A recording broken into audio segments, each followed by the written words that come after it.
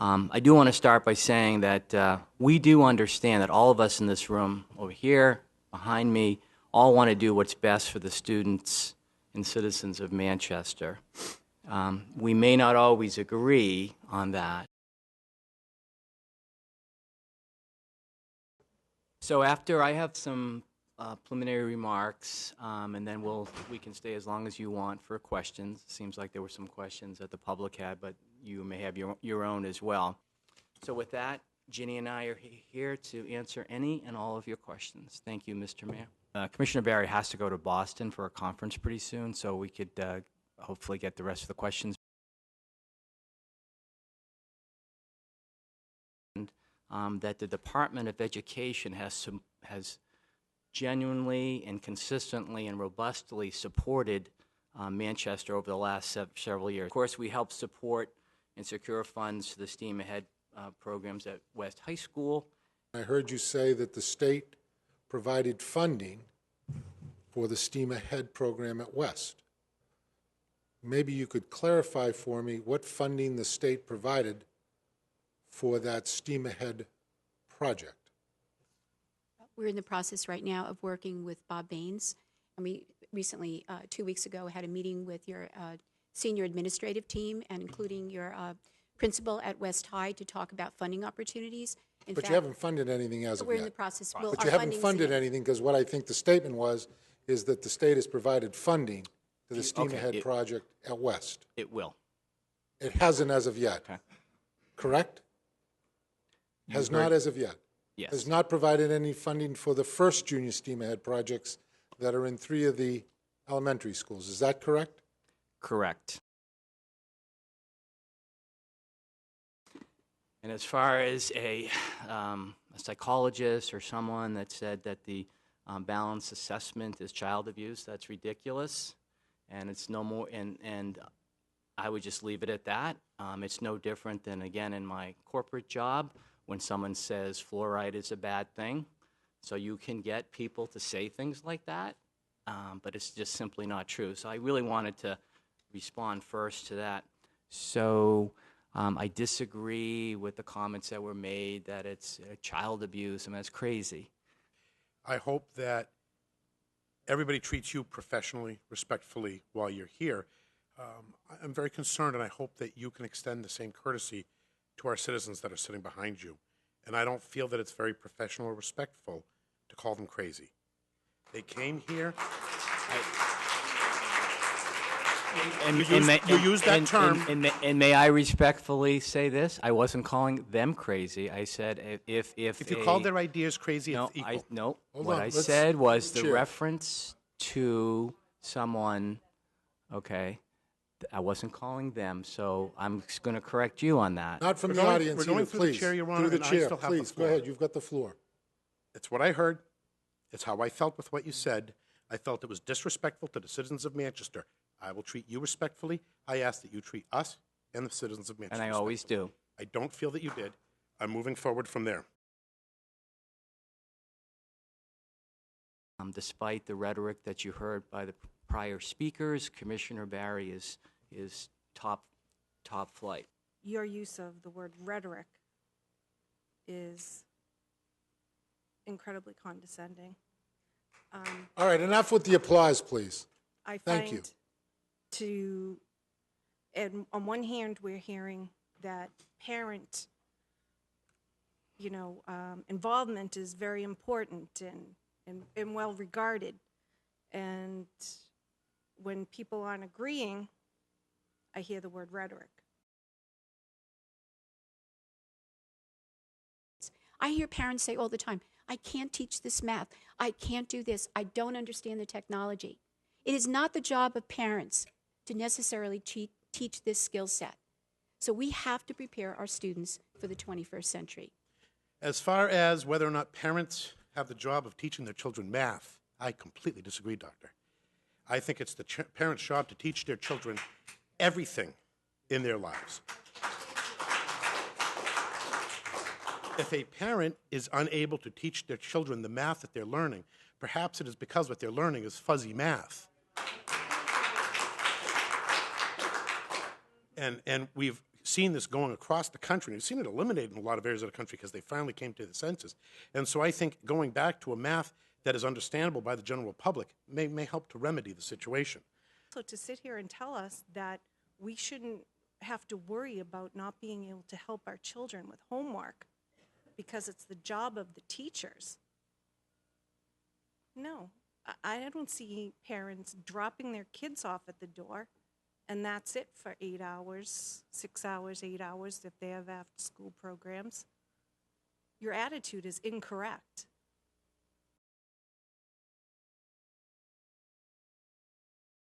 Federal law also requires full participation, defining that as 95% of the children. So if our statutes encouraged opting out and that resulted in low participation, that could result in a loss of federal funding. So I'm not sure I would have sent a letter about opting out, but there's obviously certain medical conditions where a parent can have the child opt out, but I certainly would not have encouraged that. You don't have the right to tell a parent that there's only certain places they have a right to speak out in. Just a comment and a question. First thing, we're calling it opt-out. My understanding, though, this board realized that you can't opt out and that we actually called it a parent refusal. We looked at a New Hampshire RSA that said parents can refuse certain things. We also looked at United States Supreme Court cases that says parents control the education of their children. So we agree with you that at least the consensus of this board was in agreement with you that you can't opt out, but a parent could refuse. I probably shouldn't, but say this, that the reason why I did not attend the first meeting that I was invited to was because I do not believe that playing out politically the success of children and families is really a good move. Now you're here now, and that's very nice, and thank you. We needed you before the test was given. We had questions before. You were invited before.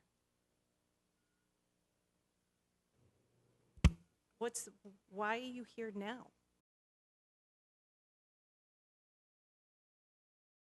So I really can't let stand the comments by some of the public that Commissioner Barry bullied or threatened, or it's a test for money, or it's a corporate takeover, or she ever said that local control was going to go away. That's simply not true.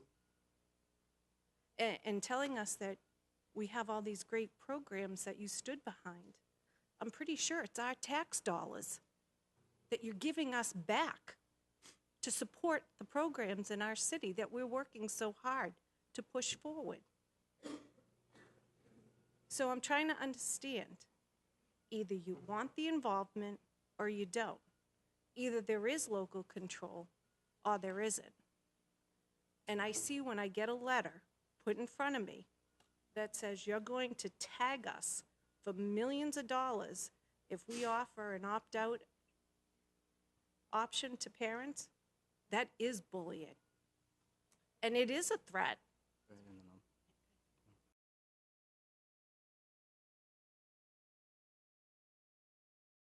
The smart balance testing is to the Common Core standards. Am I correct on that? That's pretty much they're aligned to Common Core.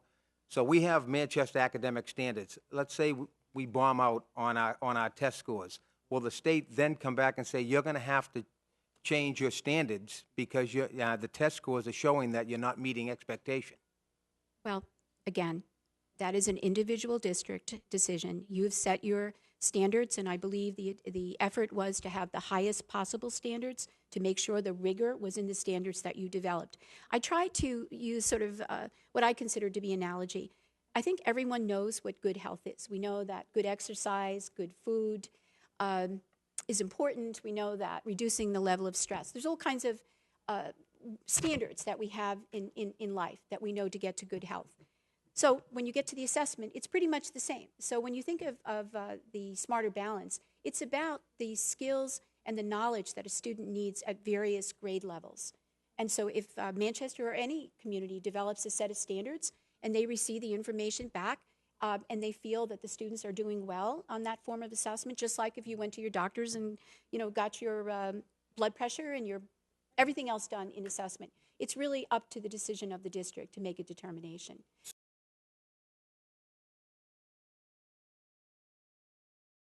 Why wouldn't the state reimburse us for the additional cost? Because the state aid, the adequacy funding and the state aid that we receive, we were going to get that money whether we did Smart Balance or not.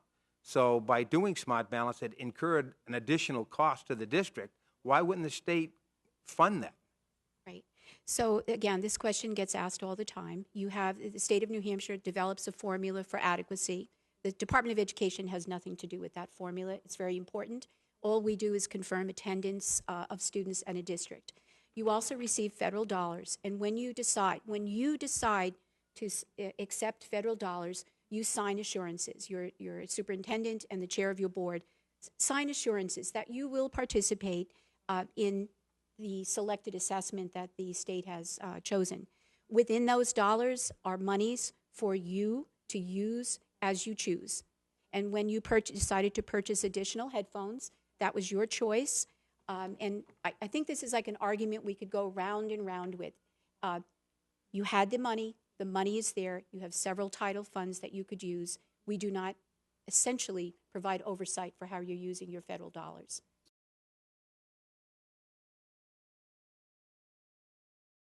I also want to thank Manchester for joining in on the SAT.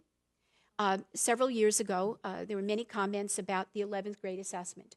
And as we talk about a college readiness for students and we talk about career preparation, one of the things that we've learned is equity and access is about offering all students opportunities. The city of Manchester joined in to participate in the SAT. Can I just hear you say, though, that the new test for the 11th graders next year will be the SATs? Yes, and we are taking those out of, the students won't be taking the Smarter Balance at 11th grade. All students will be taking SAT, and we'll be using our funds that we would have used for Smarter Balance for the SAT cost. So that And test has changed. Yes. What happens next year? I'm not sure I understand In what other you words, what happens in 2017 mean. With? with the test for the 11th graders?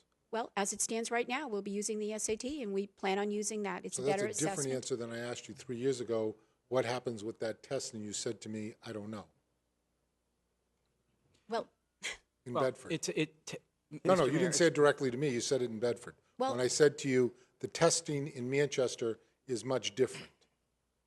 We're not one of those nifty little, speedboats that can turn on a dime. We're like a big aircraft carrier that takes a while to turn around. Mm-hmm. I said to you, what happens in 2 years if the federal government decides to change the testing?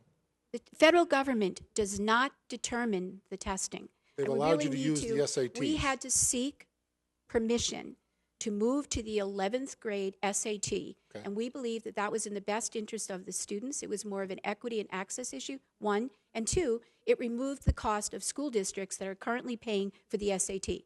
So our concern was both at the district level as well as the state level. I do not believe that in 2 years, I will not be here in 2 years.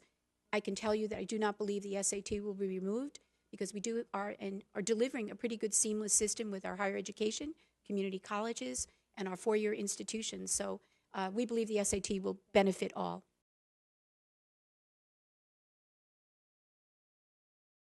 What happens when we have 15, 20, 30% of our families say, we are not willing to let our children take this test?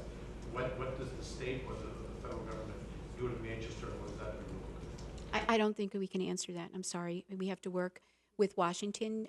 It's sort of a phenomenon that the country's experiencing, and until we get advice relative to from the federal government what impact it would have on federal dollars and whether or not how our state will perceive that lack of participation since it currently is in law. So I can't answer that.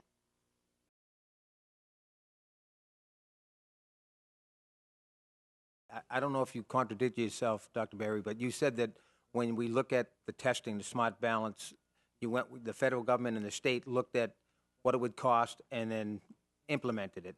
No, that's not what I said. What did you say? What I said was, well, first of all, frame the question again, because I didn't say that the federal government was involved in our assessment. What we chose, they were not involved. This was a statewide educator decision process. Second of all, we had to be very conscious of the cost of the assessment.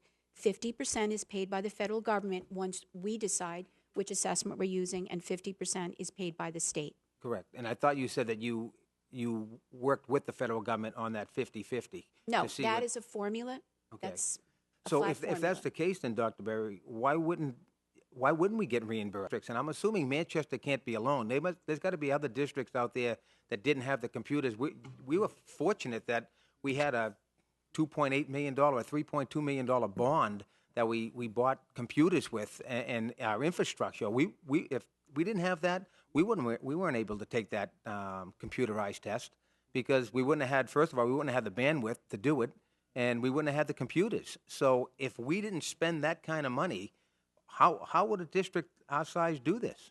Well, congratulations to New Hampshire that you to Manchester that you found the funds.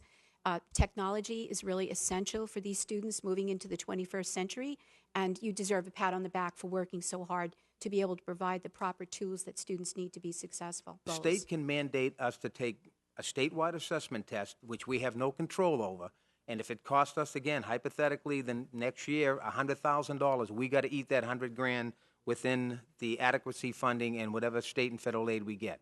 There's no additional dollars coming to the city. No.